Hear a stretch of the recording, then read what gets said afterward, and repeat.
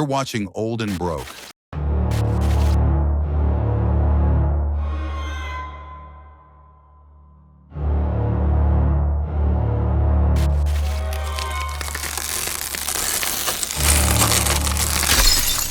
If your paycheck feels like it's evaporating, if you're saving every penny but still falling behind, there's a reason, and it's not your fault. It's not just inflation. It's not just the economy. It's a system, quietly rewritten in 1971. A decision made without your vote. One that severed money from meaning. And your wallet's been bleeding ever since. In 1971, you could buy a house for $25,000. Today, that barely gets you a down payment. They didn't just change the dollar, they changed the world. And they did it without a single vote cast. After World War II, the world needed a new financial system. The old gold standard was too rigid, but floating currencies risked chaos. So in 1944, 44 countries met in Bretton Woods, New Hampshire, to rewrite the rules. The US, holding 2/3 of the world's gold, led the charge. Here's what they agreed on. Every major currency would peg to the US dollar, and the US dollar would peg to gold at $35 an ounce. That made the dollar as good as gold. It anchored the global economy. Two institutions were created to support it. The IMF, to help nations in crisis avoid devaluing their currency. The World Bank, to rebuild and develop struggling economies. But the system had a flaw. It assumed the US would manage money responsibly. Instead, we ran massive deficits from war, welfare, and global expansion. Dollars flooded the world, but our gold reserves shrank. Other countries weren't just watching, they were trapped. Their currencies, economies, and futures, all tied to a single nation's promises. They started cashing in dollars for gold. Our vaults couldn't keep up, trust broke down. So on August 15th, 1971, President Nixon went on TV. 10 minutes, no vote, no headlines. He shut the gold window, ending the dollar's convertibility into gold. That temporary fix became permanent. The Bretton Woods system died, and the dollar? It became a balloon without a string. It stopped being a promise and became a policy. A currency backed by nothing but faith. The US once held 2/3 of the world's gold. By 1971, the vault was nearly empty. The gold standard wasn't perfect. It could cause deflation. It limited flexibility. But it had one essential job. It forced discipline. You couldn't just print money out of thin air. Every dollar had to be backed by real gold. That meant no reckless spending, no runaway debt. Governments were held to account by the weight of their own vaults. For centuries, this system built trust. People knew their money meant something, because it was something. You could walk into a bank and exchange paper for gold. The value was real. The rules were clear. After 1945, the rules changed. Countries pegged their currencies to the US dollar, and the dollar was pegged to gold at $35 an ounce. It wasn't perfect, but it kept the world grounded. From 1944 to 1970, inflation averaged just 2.5% a year. Stable, predictable, honest. Wages and productivity rose together. But once gold was removed, so were the brakes. The system was no longer anchored to anything real. By 1971, trust gave way to paper, and governments never looked back. After 1971, the dollar became fiat, backed by nothing but trust. Not gold, not silver, just belief. And the government? It flooded the system with dollars. M2 money supply exploded, from $600 billion to over $22 trillion. That's a 3,600% increase. Money created out of thin air. Quantitative easing became the norm. The government prints new dollars to buy its own debt, because no one else will. This isn't strategy, it's survival.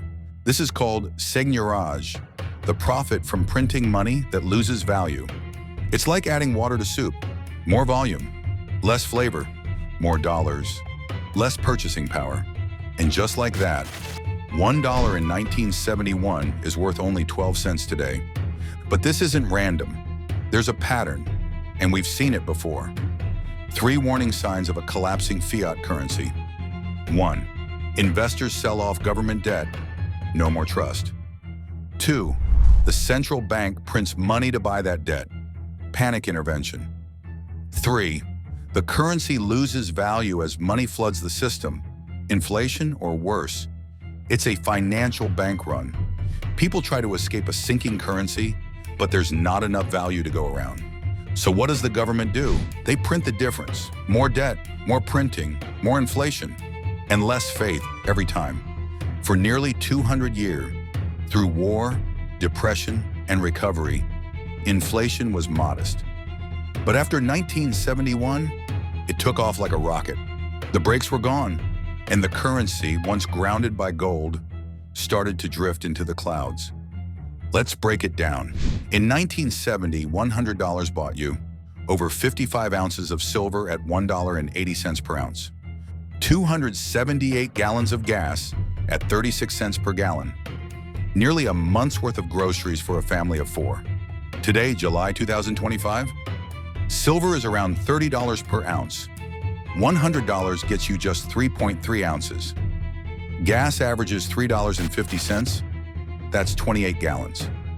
Groceries, that same monthly cart, try $1,000 or more. You traded time. They created currency. And your money, it's been quietly bleeding value. But this isn't just about prices. It's about you. If you made $1,000 a month in 2019 and now need $1,200 to buy the same stuff, you've got 2 options. Work 20% harder or accept 20% less life. That's inflation. It doesn't just erode money, it erodes your labor, your skills, your time, your dignity. In 1971, rent was about $50 a month, just 1/6 of the average income. Today, it often eats up half or more. Even a can of tomato soup, 10 cents back then. Now, $1.17 or higher. This isn't progress, it's theft in slow motion. Since 1971, real wages barely moved. Home prices are up 1,200%. College tuition exploded 1,800%. Healthcare? Through the roof. The Fed printed trillions. Rates stayed low. Assets boomed. But your paycheck, it stood still. Let's just zoom in for a minute. In 1999, the median home in Philadelphia cost $80,000. The median income, $40,000. You only needed a $2,400 down payment, less than 1 month's income. The monthly payment? $750. Just 25% of your take-home pay. A working-class family could buy a home and still have 3 weeks' income left every month. Now, that same home is $250,000. But income, only $60,000. Home prices jumped over 200%.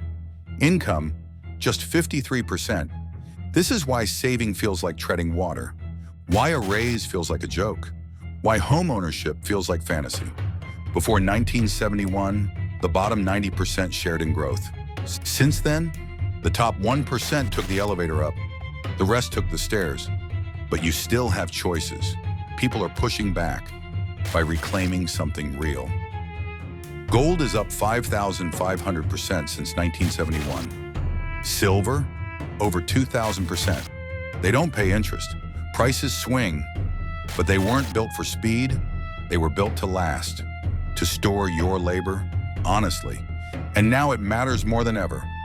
The U.S. government is over $34 trillion in debt, and just the interest now costs more than the military. Foreign nations like China and Japan, they're pulling back. They no longer trust our IOUs. The Fed is trapped. Raise rates. The economy tanks. Keep rates low. Inflation spirals. There's no clean way out. Defaulting would be political suicide. So instead, they choose the silent option. Inflation. A quiet thief that eats your savings while you sleep. Remember pet rocks in 1975? They sold for $3.95. That's $28 in today's dollars. At least the rock came in a box. Fiat, just vapor. Gold and silver don't require your trust. They just are. And in a rigged system, that's your lifeboat. Practical steps. Start small. 1 ounce silver eagles from SD Bullion, Best pricing, JM Bullion or APMEX. Open a precious metals IRA, Augusta or Goldco. Use ETFs, GLD and SLV. Watch fees approximately 0.4%. Store safely. Home safes or professional vaults, $50 to $100 per year. Diversify. Real estate and Bitcoin are valid tools too. Learn the history, read The Creature from Jekyll Island. Follow Lynette Zhang on X. As Lynette Zhang says, you don't own gold to make money, you own it so you don't lose everything. Physical gold and silver aren't investments in the traditional sense. They're wealth insurance, a firewall against systemic failure. They don't default. They don't require trust. Start with $25 here, $40 there. Stack like it's survival, because in many ways it is. Every ounce is a hedge. Every ounce is a protest. Every ounce is you taking back control. In 1971, the average American could save for a house in 2.4 years.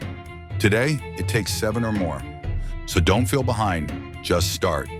Because when the system resets, only the real stuff stays. They rewrote the rules without your vote. Now you write your future, 1 ounce at a time. Question what backs your money. Stack what can't be printed. And stop playing a rigged game. Subscribe to Old and Broke, where we expose the system and help you build something real. Are you stacking yet, or still trusting paper? Let's talk in the comments. You're watching Old and Broke. We don't predict the future, we just pay attention. Hit like, hit subscribe, stay sharp.